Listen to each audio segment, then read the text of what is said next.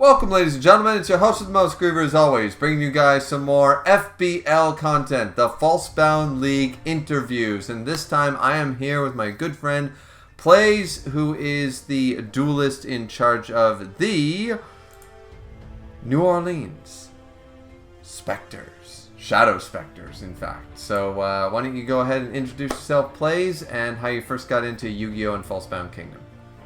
Yo. So I used to play this game as a kid, right? I'm sure most of us did. Mm-hmm. I used to go to my grandma's house and play it on her GameCube. So yeah, I really haven't played it since I was I don't know, maybe 12. Mm-hmm. And then about a year or two I got back into it. So I used to do Pokemon randomizers and stuff. And then I found this game and I was like, well, what if we could randomize this game? And there's no such tool or anything for that, and then I stumbled across the Discord, and then here we are. Oh, well, excellent. So how do you feel, I guess, in the next question is, how do you feel about your draft? Are you confident? Is there some things that you thought were better last season, that kind of stuff? I feel like last season I drafted terribly. This season, I feel like I learned from my mistakes and have a much better overall draft. You still drafted Gaia and Curse. I noticed that. I love and that. Celtic Guardian. You literally Gaia. Drafted half the same monsters. Let's be real. Okay, but this time I took Gaia at 12 instead of first round. Yeah, fair point. Gaia and Curse of Dragon were my third and fourth round picks or something last time.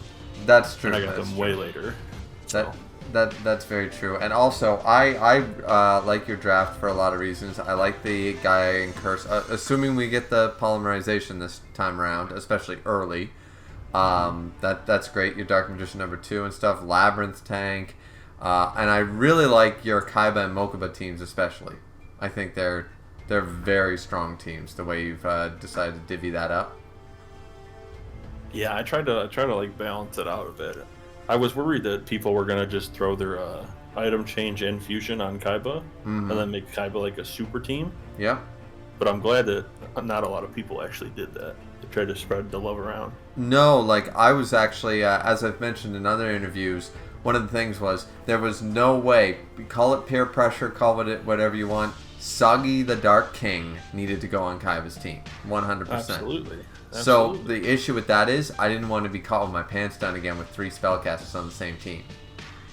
Right? Yeah. So as a result, I realized I can't put and I did get my combo, which everybody was really whoa, he actually got it. My Magician of Black Chaos Dark Magician girl combo, but I didn't want 3 spellcasters, so I sort of had to play around with making Kaiba's team strong, but while keeping Soggy. So that's actually why my fusion went on Kaiba's team and not my class change as a result. So, but anyway, no, I really like both those. And you got your God again. Yes, I'm very happy. I got Moisture Creature. Yeah, absolutely. He's the homie. He's your homie. Absolutely. So I guess my next question is, how do you feel about everyone else's draft? Is there any draft that you think is the best, the worst? Any comments on anybody's particular draft? So you guys had some interesting drafts. I'll start with Zach, I guess. Okay. The bug draft is, I think, the worst. It's still, but you know what? That was intentional, I think. Yeah, he stuck to his gun. No different than me having the MC, power up last season. It's no, I'm picking all Kaiba, Joey, and Yugi monsters. I don't care. That being said, he still has a few really strong teams, I think. Yeah. His Kaiba and his Pegasus team, even his Labyrinth Ruler team they're decent, I actually really like the Bones team too. Because his Bones team is good too, yeah. It's defensively strong, and that Larva Moth, as we know, really does put in the work. We look at it oh, what are you doing? Yeah. But, yeah. So. And then I think Second Flock has a cool draft with all the fusions, but I think if things go badly for him, he could end up losing. If he loses those key fusion pieces, or if he loses, let's say he fuses something and then it dies, then he loses 2 monsters. Yeah, and one of the things actually I've been saying about that was Second Flock's draft might be the best draft or one of the worst, depending on when and if if being the key word, when we get polymerizations. Right? Like, last season we got none. So this draft looks great on paper if you get polymerization early on, but even if you don't get it till like mission 18, 19, there could be a lot of dead fusion monsters by that point, right? Yep. I agree. Yeah. I think you and Alex have a pretty, standard draft. It's kind of You got some really strong things, and then you got some, kind of not so great units, and yeah. You guys have a good mix of in between. I think it'll be interesting to see how you guys work that out. Because your teams aren't like super strong, but no, you've got enough there to make it work, I think. I was more focused this time around on, and I do prefer my last season draft over this one, but I do, I made sure to have a little bit of type variation. When I was drafting, my big thing was not too many spellcasters, not too many warriors, not too many, you know what I mean, to get caught in a niche. I was looking for diversity above all else, because when I ran into those Black Pendant teams, I was in a lot of trouble, as we saw from last season, and I just wanted enough counters on every team to make it viable. That's all. I think you might have made a mistake in your draft by by drafting the Chimera and his pieces. You probably could have got... That was actually not intentional. Yeah. I grabbed Chimera first because I really liked him. And I thought, like, I want to grab one of the, like, just get one of the good fusions that I like out of the way and utilize them. And then I was drafting certain pieces of other things, and just, in the end, when we came down to it, I had Gazelle because I think Gazelle's a good monster for a mid-tier monster. And when it came down to the last of the picks, that's when Baphomet was just there. And I was like, well, I'll grab him because he's better than everything else I had to choose from, in my opinion. That's true. I mean, you're scrapping the bottom of the barrel. Yeah, like Baby Dragon and him and Giant Soldier Stone, that kind of idea. So the only reason I did that was because I still think Baphomet's a viable monster, and I think he did get a bit of a buff in the balance patch. So I noticed they're not even on the same team now. Yeah. Like, I have no intention of fusing them in the first place, so it's fine. Well, I mean, if the worst case scenario happens and you lose, Chimera or something, you can always and then maybe I can put them together if they're still alive and bring them back. That's right. I can do some point sacrifice and I can bring them back. So, and I think the only one you haven't talked about is Tom's team. Tom's team is very strong. He's got a lot of the paralysis and a bunch of machines for confusion and stuff like that. So I think Tom will have a very strong team as well. But it looks like he looks like he's kind of given up on his Mokuba team and his Martha's team. He just kind of has like his leftover scrap on them. Yeah, he just admitted that to me in his interview. In fact, that he put the worst of the worst on those two teams. That's an interesting. I've noticed a lot of people putting some fairly strong monsters on the Mokuba team because, as we found out, I think it was Second Flock showed us the graph that says Mokuba's not as gone as you guys think. Mokuba's actually there for most of the missions compared to all the other marshals, so you might want to consider making him somewhat viable, and most people did to a degree. Your team, in fact, I really love it. Swamp Battle Guard in the middle with two, if you got some Power of Nature's going, I mean, I'm just saying, Gate Guardian pieces are very viable if you get a Power of Nature. So, yep. But yeah, so I guess, alright, so next question, is there any particular missions that you're worried about? Any ones that are sticking out for you for the Cabin campaign? So obviously the Dragon Slayer mission is pretty scary. We only get 2 marshals. 100%. I'm not sure what Lemon has done to it, so it could be extremely hard, or it could be, not that hard. I'm not sure.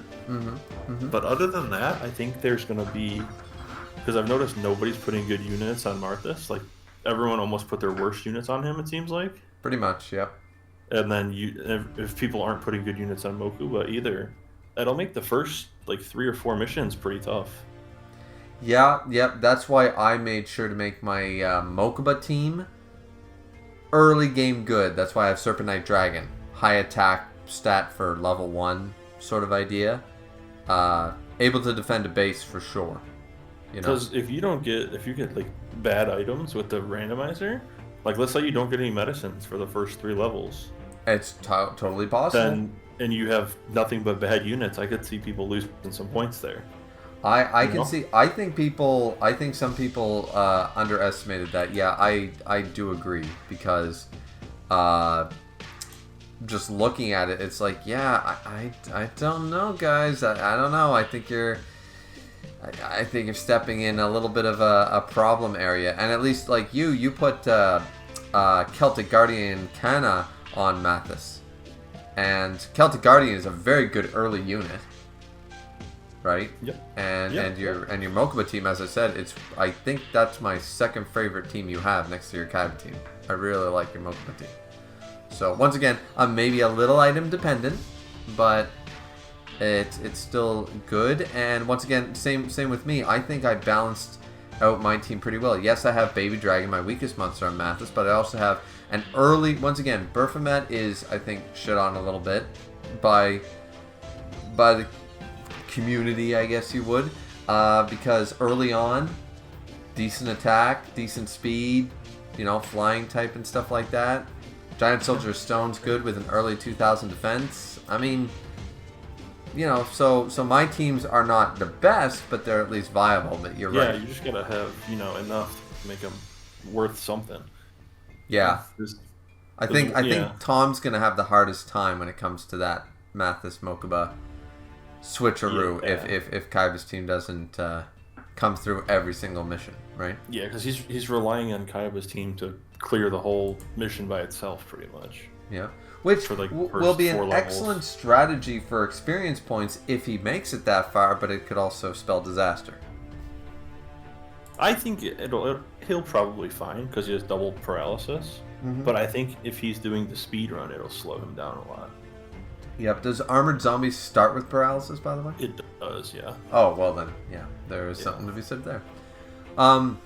So the next question is, what do you think of the rules set for this season? Are there any rules or changes you would have made?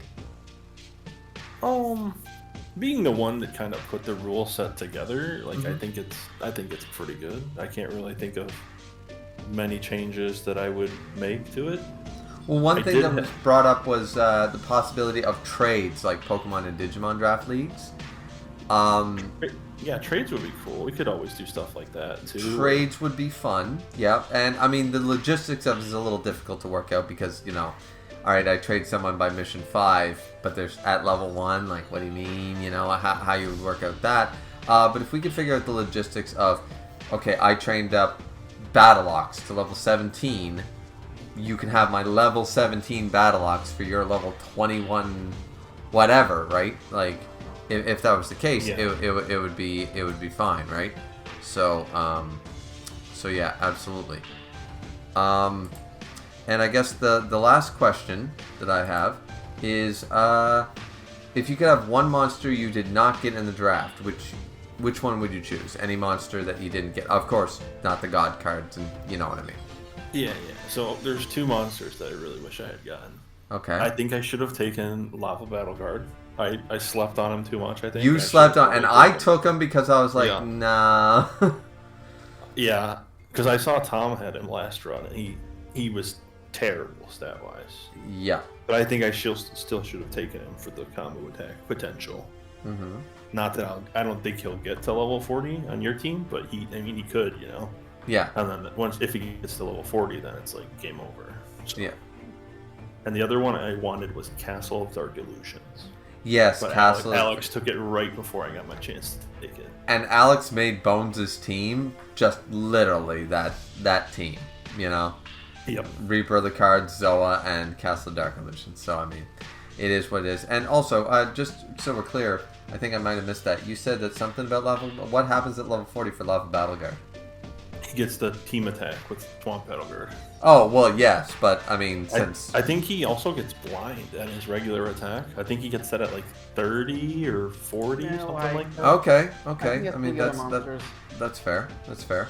All right, well, I guess that's all I have for you, Plays. So, any last words for the interview? Have fun, I guess. Yeah, looking forward to season 2, right? Yeah, absolutely.